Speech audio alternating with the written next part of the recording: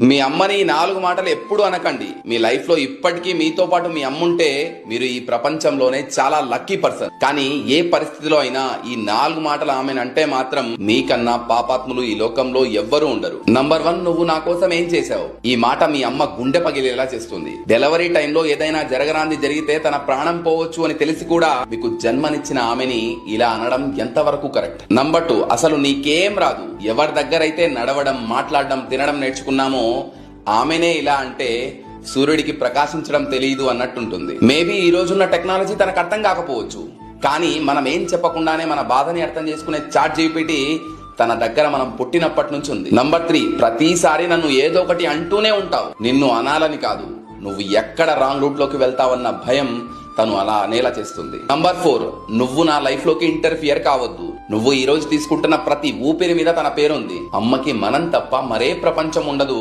అమ్మ, ఈ 2 అక్షరాల వెనుక అనంతమైన ప్రేమ దాగి ఉంది. మనం ఈ భూమి మీదకి రాకముందే మన కోసం కలలు కని తన ప్రాణాన్ని పణంగా పెట్టి మనకు జన్మనిచ్చే దైవం అమ్మ. మనం నవ్వితే తన ప్రపంచమే వెలిగిపోయినట్లు మురిసిపోతుంది.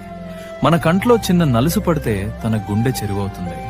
తను ఆకలితో ఉన్నా మన కడుపు నింపడానికే ప్రాధాన్యతనిచ్చే త్యాగమూర్తి. లోకమంతా మనల్ని వేలెత్తి చూపినా నా బిడ్డ బంగారమని అక్కున చేర్చుకునే ఏకైక హృదయం అమ్మది మాత్రమే. అమ్మ ఇచ్చే ఒక చిన్న ముద్దు, తలనిమురుతూ చెప్పే ఓదార్పు మాట కోటి కష్టాలనైనా మర్చిపోయేలా చేస్తాయి. ఈ ప్రపంచంలో మనం ఎంత సంపాదించినా, ఏ స్థాయికి ఎదిగినా అమ్మ పాదాల చెంత దొరికే ఆ ప్రశాంతత ఎక్కడా దొరకదు. అమ్మ అంటే ఒక వ్యక్తి కాదు, అదొక అనుభూతి, ఎప్పటికీ తరగని ఒక స్వచ్ఛమైన ఆశీర్వాదం. హ్యాపీ మదర్స్ డే అమ్మ. లవ్ యూ బాబాయ్. నీకు ఒక గిఫ్ట్. Thank you mummy.